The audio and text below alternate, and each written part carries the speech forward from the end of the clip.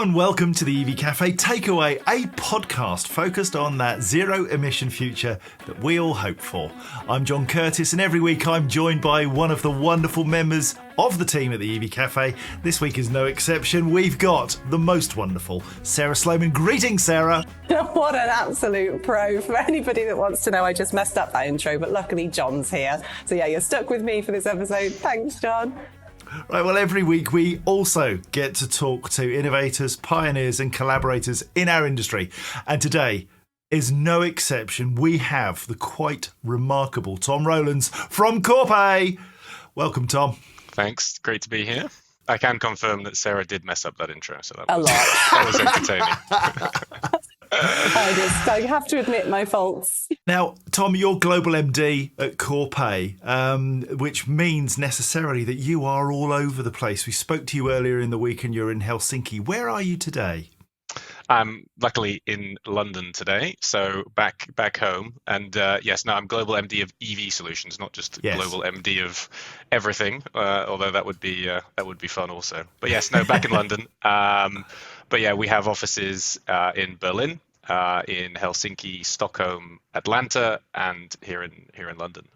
Wow. So yeah, all over the place. Now, we talk about Corpay. And this is a name which some of our listeners may think, not familiar with them, but you will be familiar with some of the brands that Corpay work and own.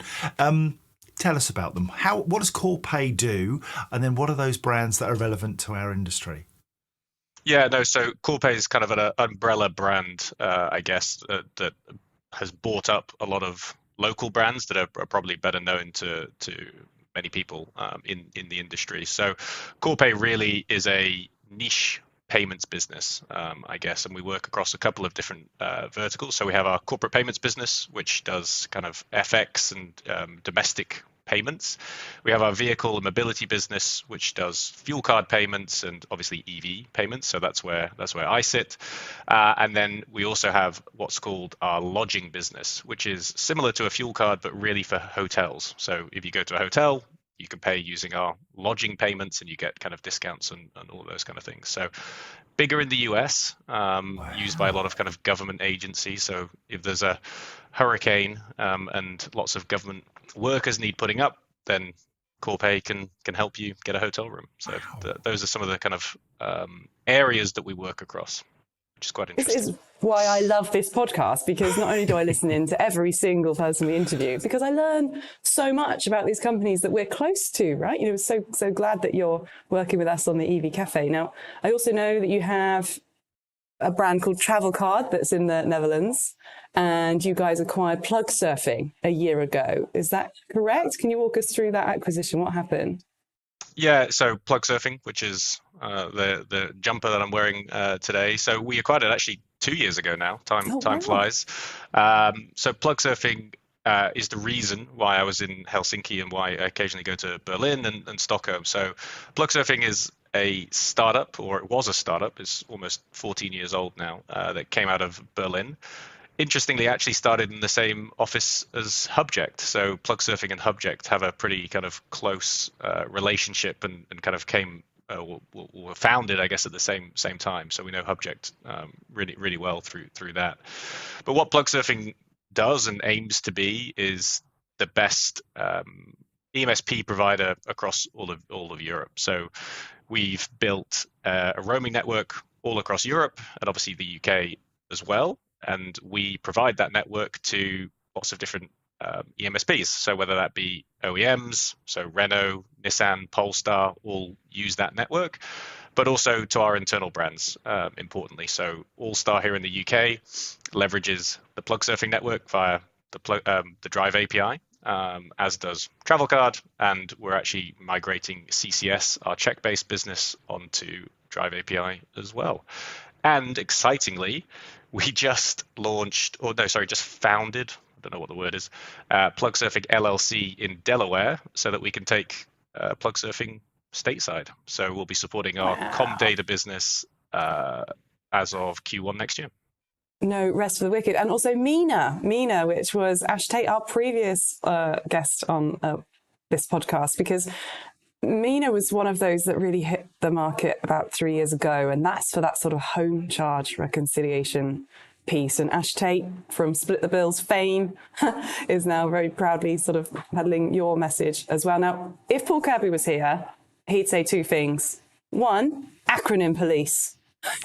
People listening in might not know what an EMSP is, or a CPO, or an OEM, or an API. Can you hit us with some clarifications?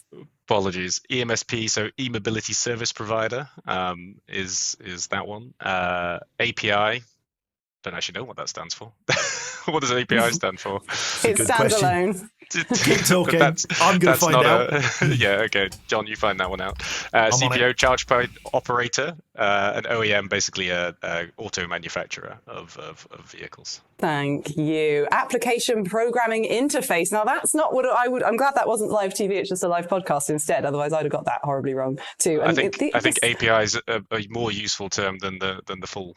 I do too. Although it does denote the fact that you can tailor and scale. That's the beautiful thing about APIs. The other thing that Paul Kirby would definitely say, going back to this sort of acquisition of Corpay, Allstar, and now Mina, and all those other fantastic brands that have enabled your incredibly flexible, wide-reaching platform, when your business is expanding like that, and the new announcement in Delaware too, you still have this incredible sort of startup feel to your business. That startup mentality runs through from end to end. And we were talking about you this morning before we joined, and Paul's away and can't be here. And he wanted to know how does that culture still exist when it's so sprawling? Yeah, no, it's a great question. And you mentioned Ash, and it's a shame he was on before me because it's hard to follow Ash, as I regularly have to do, because he's so great. But I think it's actually those acquisitions that have enabled us to keep that going. So I started the EV team within Corpay 4.5 years ago now, because before that I was the kind of head of strategy and working on various bits and pieces before I kind of doubled down on the EV side of things. So that was kind of easy, I guess, to have the flexible startup mentality because there was 2 or 3 of us, right? And I was on the phones, I was doing product, I was doing operations, I was kind of doing everything. So that was kind of easier. But through the acquisitions, I think they've actually helped us because we've acquired effectively startups. PlugSurfing has a very startup mentality, right? Based in Berlin. Everyone feels like they're in a startup, they're in their own office. So we don't kind of impose a kind of corporate structure on them in that way. Obviously, InfoSec and compliance and other things, just come with the territory with a big corporate. But beyond that, we try to kind of keep it, relatively similar to the culture that was there before. And then Mina, I think, has really helped us in the UK because Ash and Chris and Andy, all the founders of Mina, really had such a great culture within that business, and they are now a big part of our business in terms of how the management structure. So Ash kind of runs the UK EV side of things. Chris actually is helping me on the PlugSurfing side of things. So he's our kind of commercial guy on the PlugSurfing side of things. And then Andy's actually running tech for our newest venture, which is called CVP, Consumer Vehicle Payments, which is using another one of our acquisitions, Pay by Phone, the parking app, where we're kind of putting all of our capabilities. So we've put EV charging into the Pay by Phone app actually only last week. So you can now go to the Pay by Phone app, you can pay to park, or you can pay to charge, similar to PlugSurfing. But we've also put in there MOT servicing and other servicing because we also own a business called Epix OneLink, which is the link or the software between most leasing companies in the UK and garages in the UK. So we also have a garage network similar to our fuel network or EV network. So Andy's now a big part of consumer vehicle payments, which is also kind of an exciting venture. All of that to say, I think bringing these types of people into the business helps change the broader culture and helps kind of keep that kind of startup mentality going. And then the final thing I'll say is actually, maybe it's too suck-uppy, but my boss kind of gives us the room to, innovate and kind of keeps some of that kind of corporate structure kind of away from us to allow us to be a little bit more startup-y. But obviously from the outside, it always looks rosy. On the inside, there is plenty of kind of corporate governance to manage, which is a big part of my job, to kind of keep that away from the teams, I guess. My question, Tom, is how you cope as a human being, because you've talked about so many different businesses, and we all know, I mean, we're a startup in many ways, 4 years into our journey, and it's hellish just managing a few people and trying to get traction and develop good systems and approaches and relationships and all that stuff. It's tough. So running one startup is incredibly tiring. How do you cope with managing all of this stuff? It's a good question. Well, one, I enjoy it, which obviously helps. That I think that's point number one. If you don't enjoy it, then it's gonna be very, very tough. But then number two, and again, it sounds a bit cliche, but I have good people working for me. Without Ash, without Chris, without Andy, without Matt Waller, who kind of runs my product side of things, these are people who are very driven. They can get across a lot of stuff. They can cover huge amounts of ground and don't need a huge amount of my time and kind of detailed direction. So I think having a really autonomous team who you trust and kind of just get on with things is incredibly helpful. And then in the US, I have two fantastic people who work for me, John Donahue and Emily Bupp. And again, I can kind of leave them to it, to kind of get on with it. And obviously they escalate things to me and I get involved in things and help set the strategy, but I don't have to be involved in the very kind of nitty gritty day to day, because, they're just so good at their jobs and I can kind of leave them to get on with it. So that, and also I guess working quite a lot does play into it. But yeah, those are the kind of big things for me. Yeah. And I guess we're into kind of commercial planning time at the moment as we come into a new calendar year. Have you got a sense yet of what 2025 looks like commercially for Corpay? Yeah, another good question, and yes, we're right in the thick of budget season at the minute, which is challenging as well. I think it looks pretty good from an EV perspective. We're expecting lots of growth. We're seeing huge week on week and month on month growth in our volumes in the UK, which is, I think, testament to the turnaround we've also seen in the EV market generally in the UK. I think we've had a few really good months now in the UK, and I think we're starting to see that come through in terms of business performance from my side of things. The EU, I think, slightly less rosy, but still growing. Not growing as quickly as perhaps we'd thought maybe a couple of years ago, but still growing nicely. And then, PlugSurfing also growing really well with, some of those partners, because of many of those partners that I mentioned, Renault, Nissan, Polestar, NIO, Zeekr, they're all putting out new vehicles, new vehicles that people want, right? The Renault 5, that's a really exciting car, and I think that will sell really well. The new Scenic that's just come out, and the Aria, right? So there's plenty of new kind of stock getting out there that people are excited about. So that obviously all plays through into more users and more volume. So for us, I think it's looking really good. And when I was kind of thinking about this podcast and what we talk about, I think that's actually a really interesting trend for 2025, and it's been, I think, forced through 2024, but not necessarily a bad thing, is many EV companies and propositions starting to really think about how to become more viable from a commercial perspective. Because I think 2 or 3 years ago, plenty of money about, you didn't have to work too hard to get that money, and you could just build cool stuff, and that was great. But now investors are looking for, how does that play through as this becomes more mainstream, right? Because it's not a niche thing anymore. It's pretty mainstream. So that's a big part of my pitch to my team. We've got to become really interesting on a kind of standalone commercial basis. And you appeal so widely. I've said before, it's such a known brand, such a trusted product, such a wide-reaching market offering. And then I know myself, I'm in strategy at Paythrough. We were a startup 15 years ago, but still in the payments sector now. And strategy is really only as good as your ability to communicate that. And you as a leader internally have got that balance of understanding what's happening in the business. And you use the phrase yourself of sort of shielding people from that more corporate mallet that we all know is there and waiting to be slammed. But ultimately that investment cycle is so fascinating at the moment. On the EV Café news just this morning, we were talking about the job losses being announced at various EV manufacturers and the knock-on impact that's having in the market, and the messaging out there. Is EV going to happen? Is it going to go ahead, or is it going to fall on its ass? I don't believe for a second that it is going to fall or fail. And these contractions are actually quite normal in investment cycles. I'm calling it phoenixing. I'm watching businesses shrink before they grow. So they look like they're going down. They are not.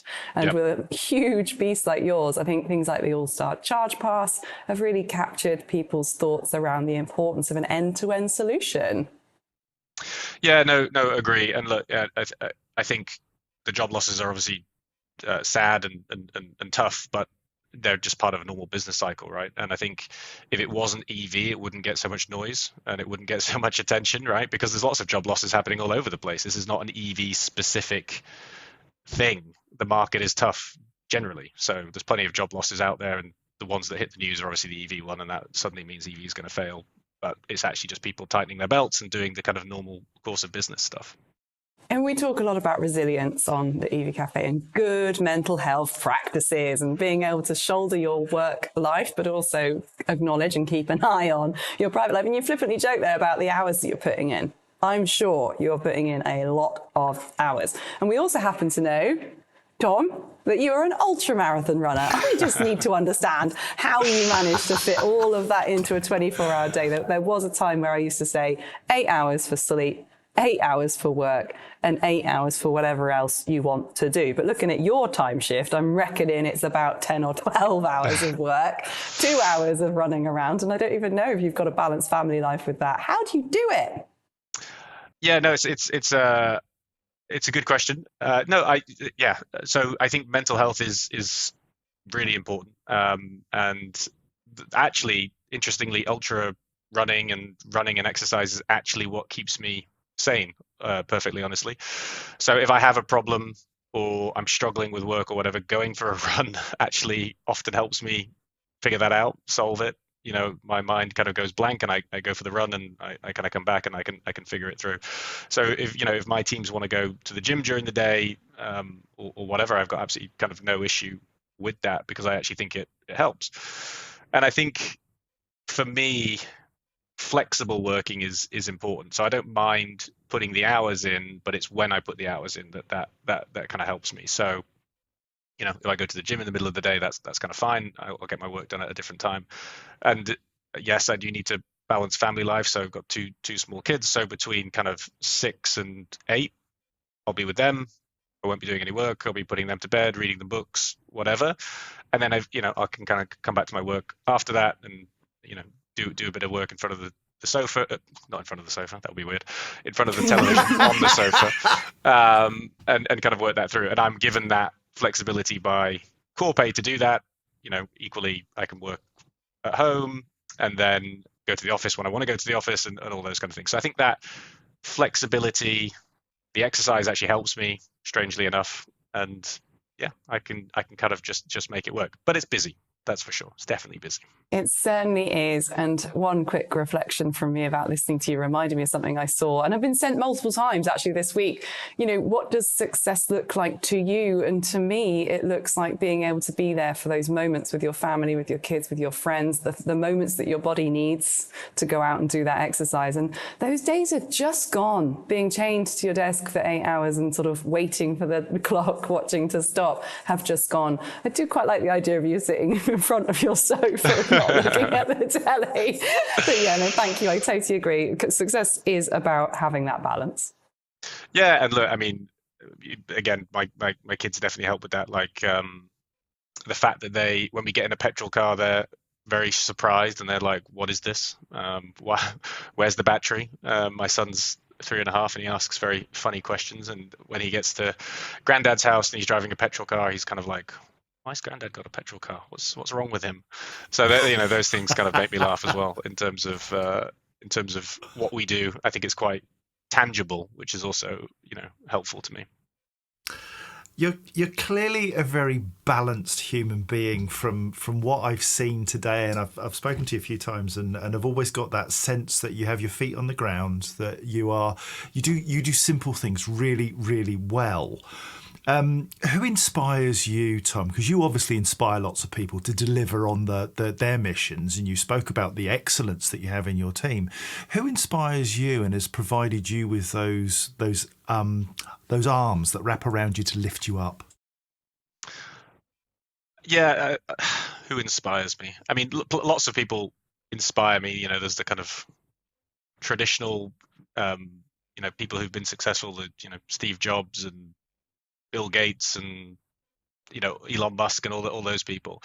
But actually, strangely enough, the person who kind of inspired me first was actually my first boss, a guy called Mark Horgan, who was at the time an MD within TravelX, which is a kind of FX business, which is where I first worked straight out of university, and then he went on to become the CEO of Corpay. But he was the one who instilled in me this kind of thirst for looking across more than just kind of one area or one kind of, hey, do you want to be in finance? Hey, do you want to be in HR? Hey, do you want to be in operations? Well, no, I actually want to kind of look across all these things and be involved in kind of many of those things. And he really helped me with that in terms of the first role that I had, which was more than anything carrying his bag, but also that then sort of seeing more than just one element of the business. And he was really tough as a boss, but he insisted on excellence.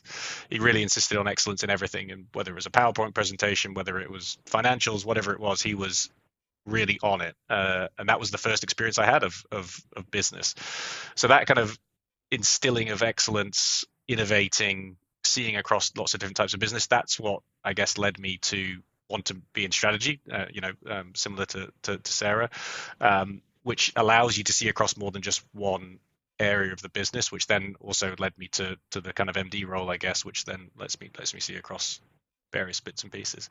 But I don't really have one person who inspires me. Lots of people inspire me. Lots of people in our industry also, inspire me. I was on listening when I was off camera to the EV piece.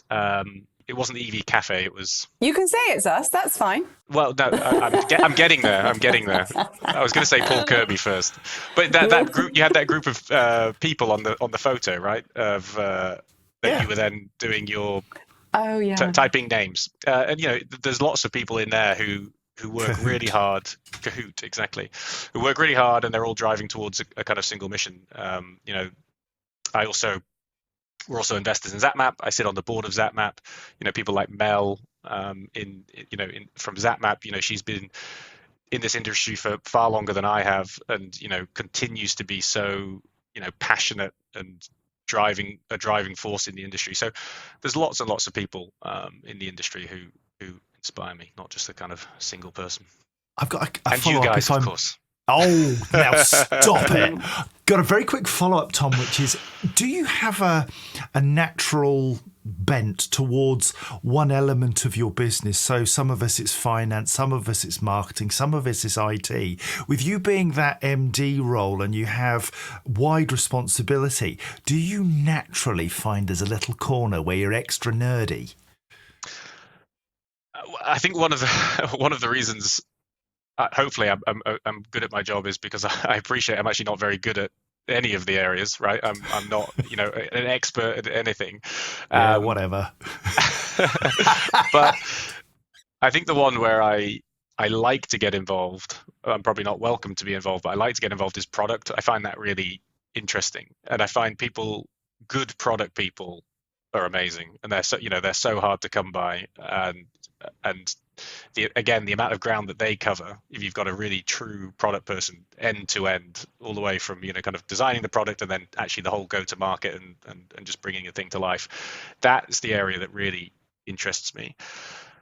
What I'm better at, unfortunately for me, is the kind of nerdy finance side of things. I come from a kind of M&A background, so Right. Excel spreadsheets and budgets and stuff Yeah. is what I can do, which again is helpful to the team because I can take that Indeed. kind of away and try and get the kind of investment. But the area that interests me, I would say, is probably the product side of things. That's interesting. Yeah, Thank I can you. second that. Strategists make excellent MDs for precisely that reason. It's sort of wanting to understand everything and having the mental capacity to get involved in everything. And actually, almost contrary to that question, there is no element that you don't want to know about or that doesn't interest you. But I do love an engineer. Engineers are my absolute favourite humans because they're either super blunt and there's almost a beauty in that, slightly painful sometimes, or they're just these incredibly deep thinkers that you can, as long as you tap into the correct vein, you've suddenly got a complete mine of information there. And product is no different. I was saying to one of ours at Paythrough, I'm looking to you to bring me those gaps. You need to tell us what you think is lacking. What have you seen? What have you heard? And how do you inspire that kind of inquiring mind within your teams? And where does yours come from? I want to understand where you worked this out for yourself from. Was it your parents? Was it university? Tell us all about it. Yeah, no, and agree with that. I think engineers can be pretty interesting people. We've got some within the EV team, and they're just incredibly knowledgeable, but just beautifully blunt. I love sometimes the way that they just say, "How don't you understand this? This is so basic," and then you look at like the Matrix and you get very confused. So I guess where my stuff came from really was probably my consulting days. So like I said, I was in M&A. So I spent 10 years plus at KPMG and Deloitte. So that led me into all sorts of funky places, a chicken slaughtering factory in Norway, SAB InBev merger in New York. So it's all sorts of different industries, all sorts of different roles in being a consultant. So I looked across operations, I looked across finance, because obviously within an acquisition and an integration, you have the finance work stream, you've got the ops work stream, you've got the HR work stream, and then when you're across lots of different M&A pieces, you get to be in one of those work streams. So you actually get to go relatively deep. So you can figure out whether you're into finance or into HR or whatever else. So that to me was a great grounding, and that also meant I don't think I would have struggled to kind of just go into a role where I do the same thing every day, because in consulting every day was different. I was in a different office, client side, I was in a different industry, I was looking at a different function. So when I spoke to Alan about joining Corpay, the strategy piece was super interesting to me, because it meant I could do more than one thing every day and look across lots of different stuff. So I think consulting is the answer as to what led me to be how I am today. A common misconception about strategy as well that I've noticed is, well, hang on, why are we changing it? Why are we changing the strategy? And I'm like, you have to change the strategy. That's the whole point of strategies. Yeah. You keep an eye on the future. You keep an eye on what's coming down the track. And I liken it to the classic sort of risk playing. If you're playing that stupid board game, you don't just keep going into battle because you set your mind to going into battle. You go round. You find a way to go around the problem that you've encountered. And communication is everything there, because otherwise you're planning a route that's not going to work, even if you end up upsetting people by pointing that out. Like, it's our job to kind of be real as well. And I think you've got this lovely manner about you, Tom, where I can imagine that even if you're about to deliver the worst news that a particular product isn't going to be taken forward, they'll just forgive you and keep going. It's a really impressive skill. Congratulations. Thanks. And I'm not sure that my messaging on negative things is always as easy as this, but I fully agree with you. I think the best strategists are the ones who are willing to change the strategy, because that's actually the hardest thing, right? Just continuing to do the same thing is relatively easy versus making some of those more difficult decisions to stop something. So what we try to do within the EV team is we have a year strategy and kind of like a vision, a North Star for that year. But then we do quarterly ROC planning, right? So in Q1, we plan our ROCs for Q1, and then we start to think about what our ROCs for Q2 might look like. And it's amazing if you kind of look at the Q1 ROCs I had for this year and the Q1 ROCs we just set for next year. It's just totally different. It looks like a different business because things have changed, right? And things do change over the course of a year, and you have to be able to pivot and change whilst keeping your eye on the North Star of what you want that strategy to be, which is to be, the best EMSP in Europe. Which we now know is e-mobility service provider. E-mobility service provider. Exactly. And the other Still don't know what API means, though. Well, we do. We've got that. Well, John looked it up for you. It's application programming interface, obviously. I know, I keep forgetting it. Essentially what that means is it's loads of rules and protocols that allow software to speak to each other. It's real simple.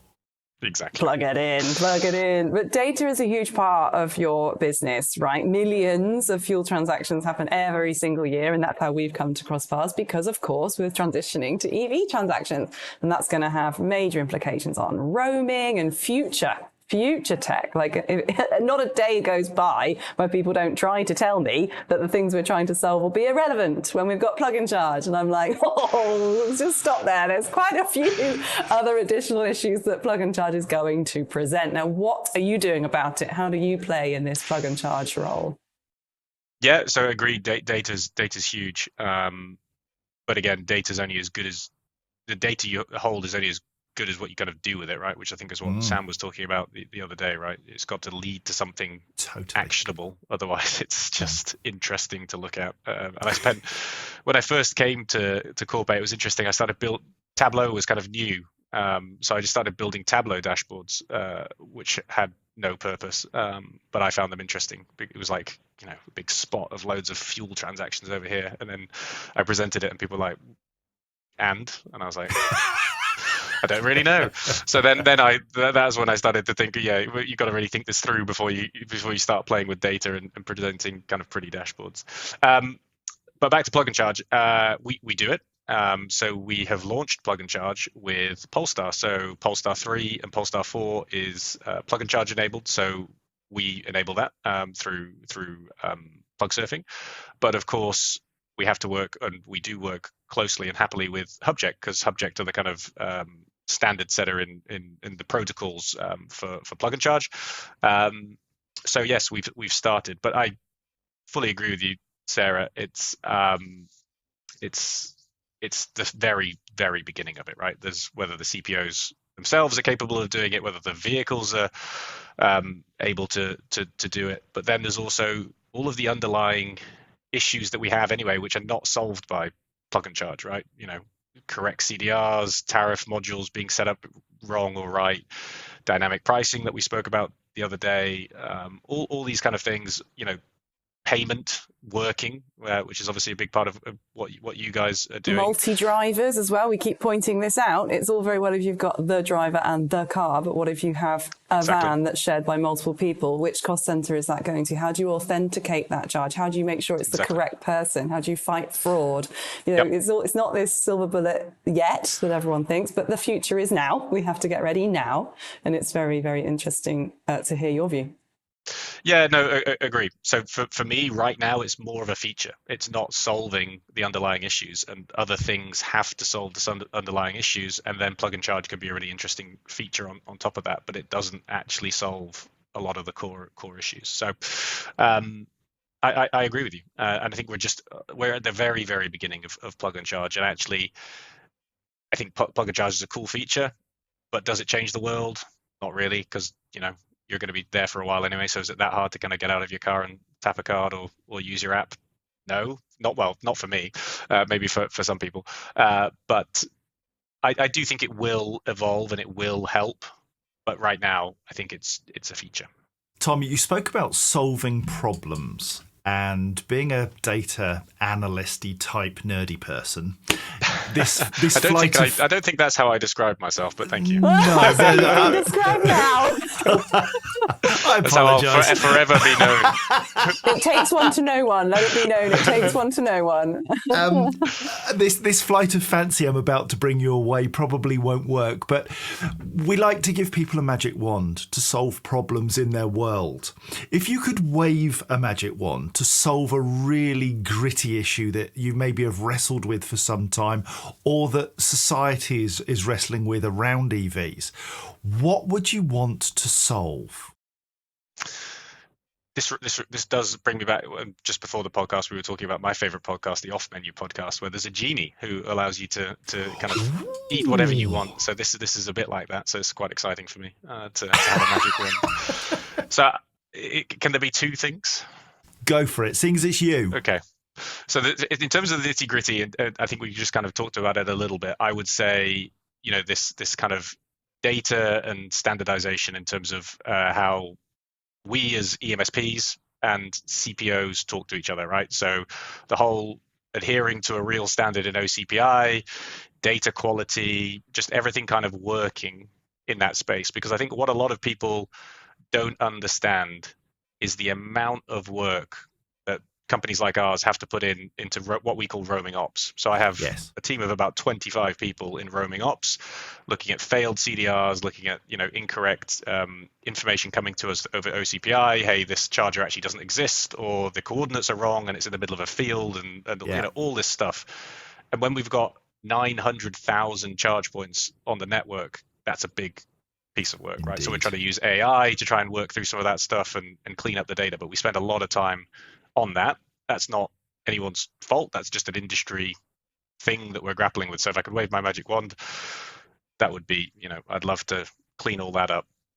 In terms of society and EV, I guess in general, and maybe this one will resonate with you guys,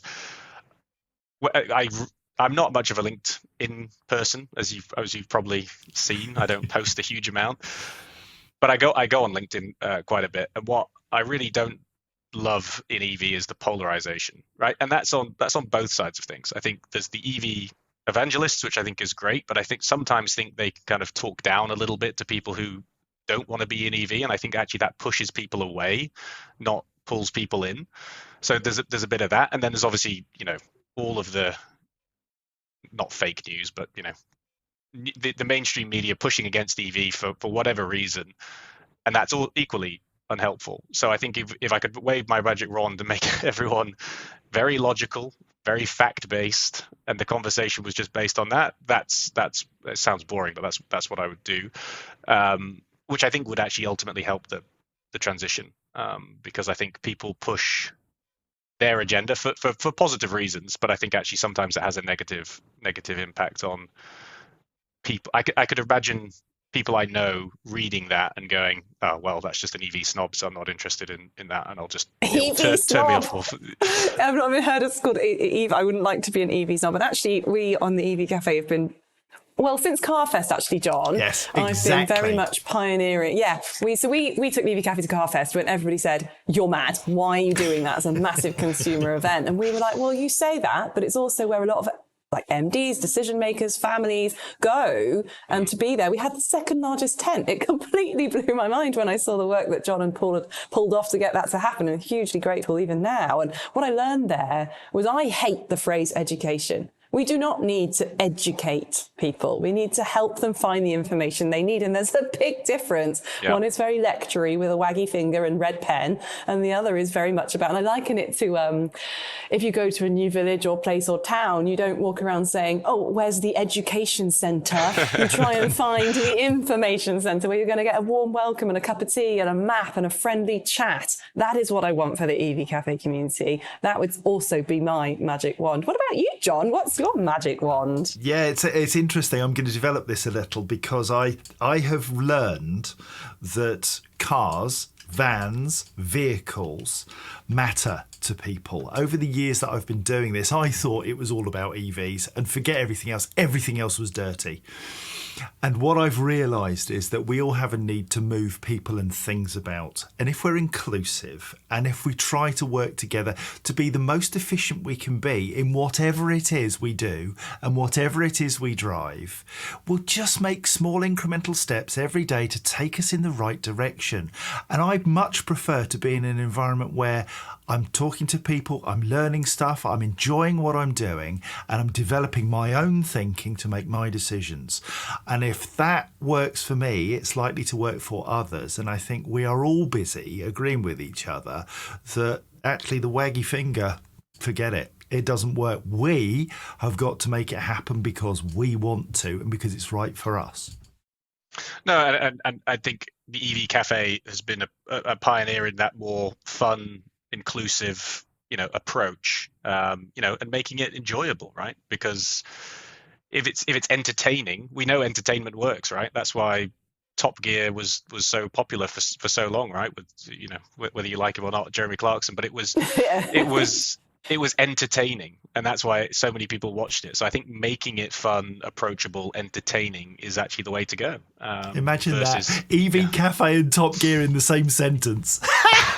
Well, I'd almost rather. I have a stronger affinity to the Grand Tour, actually. If we're gonna go there, that ability to deliver.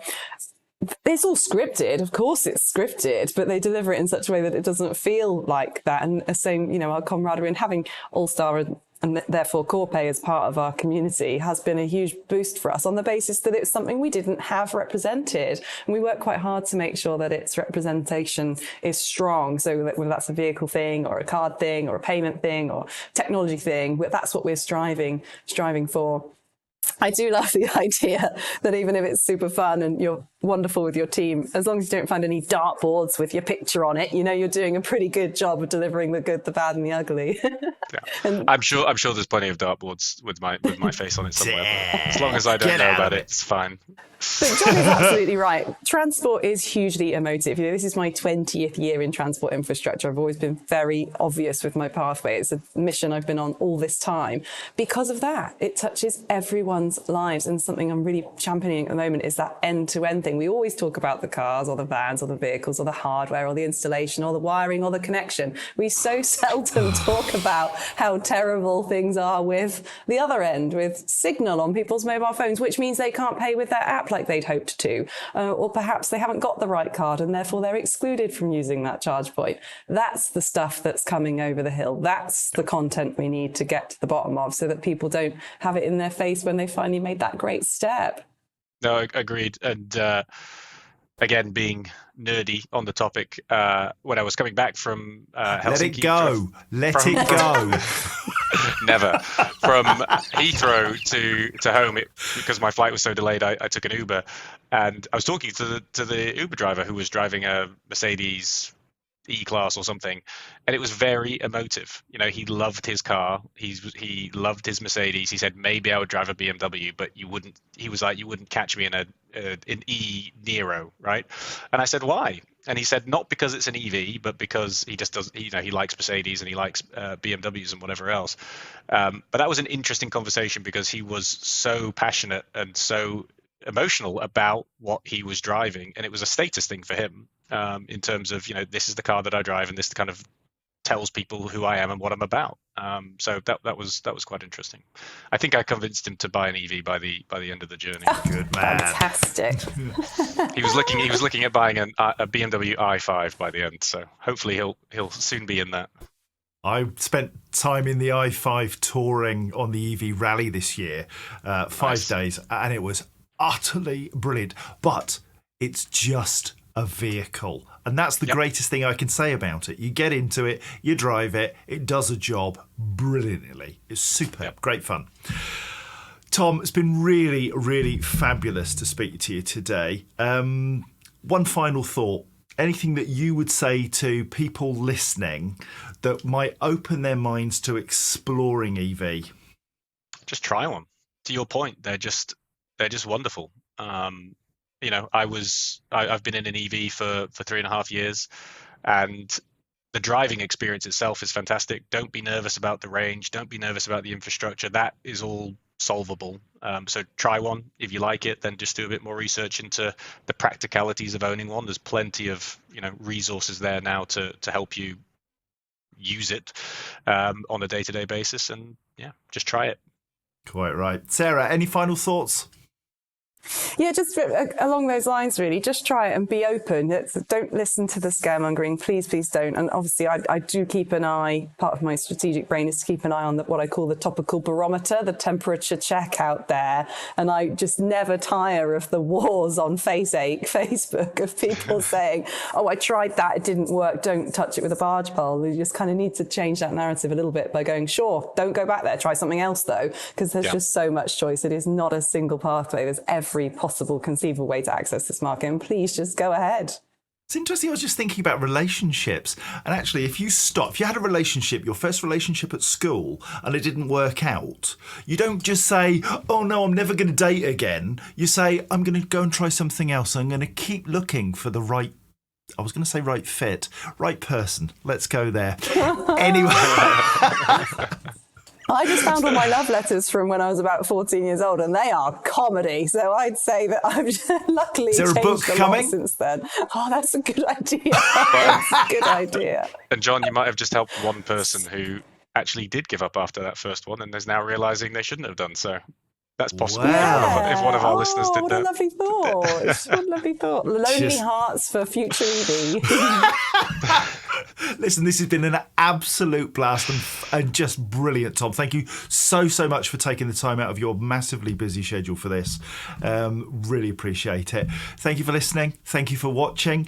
You'll find a whole range of other podcast interviews on our website at evcafe.org/podcasts or on social media. And you can search the EV Café Takeaway on your favourite podcast platform, including Spotify, Apple Podcasts, Google Podcasts, to find almost 100 such interviews where we talk to industry leaders about what makes them tick. Until next time, thank you, Tom. Thank you to you, and thanks from us. See you later. Yeah, bye. Thank you, everyone. Bye.